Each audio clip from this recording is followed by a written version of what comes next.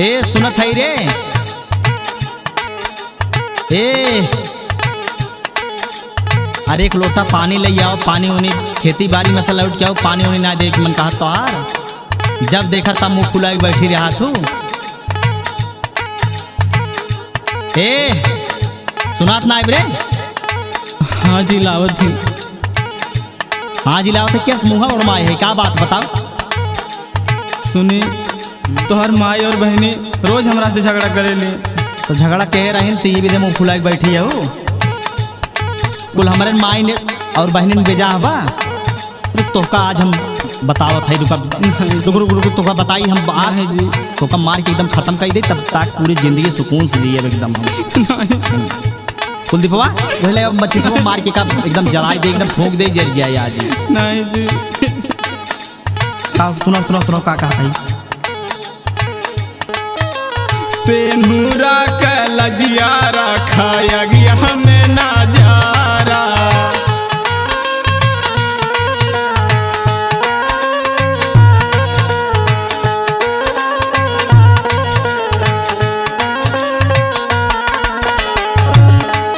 हर सेनुरा का लजिया रखाया गया में नजारा। तोहरे सिवाना बाट के सहारा।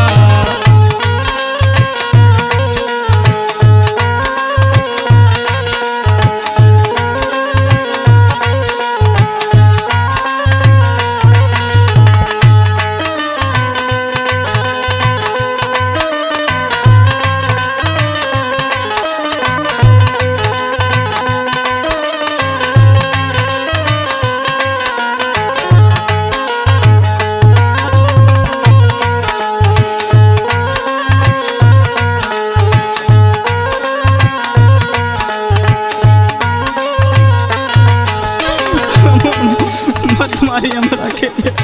रोवा जिन तू रोज तोहार झंझट खत्म कर दिए हमार। नहीं सुनाओ।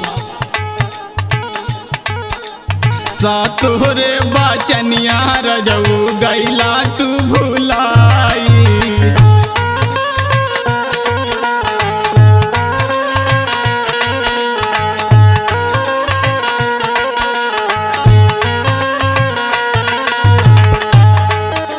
सातोरे बचनिया रजऊ गैला तू भुलाई। जन्म जन्म के बंधन के तू दिहला ठुकराई।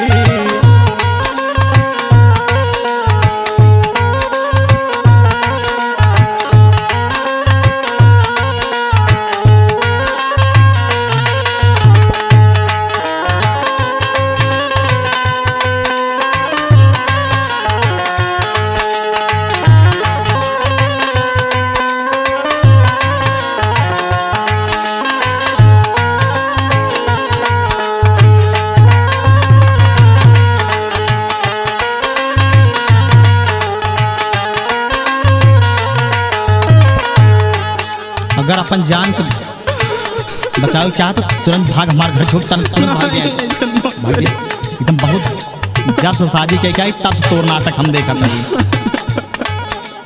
सुनाओ। जनमा कभी कदैदा कहरा जिन नादानिया।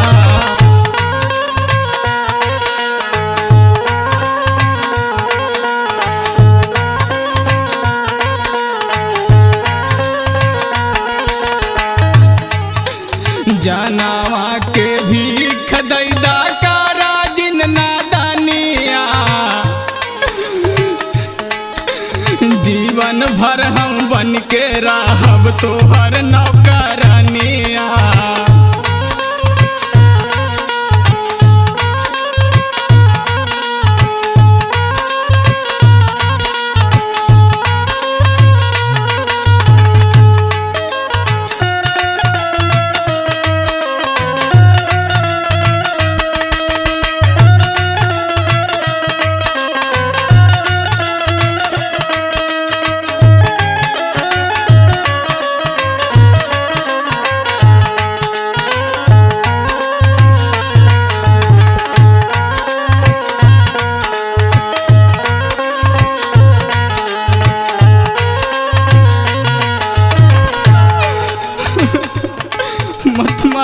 बाद हमार जान बच दी। हमारा से उनके कसम बा। कौनो खसम फसम न मानब, हम बहुत परेशान है तो उसी एकदम एक जान ले। जब देख वो हमार माई हमार बहन, तू एकदम दूध के धोई हो। सुनी सुनाओ। हमारा से ज्यादा प्यार तुमसे केहू ना करी।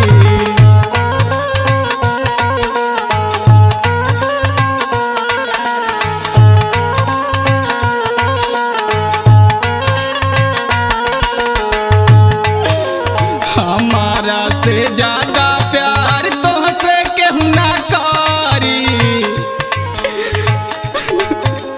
बन के पर छाई संग हमारा अब घड़ी घड़ी।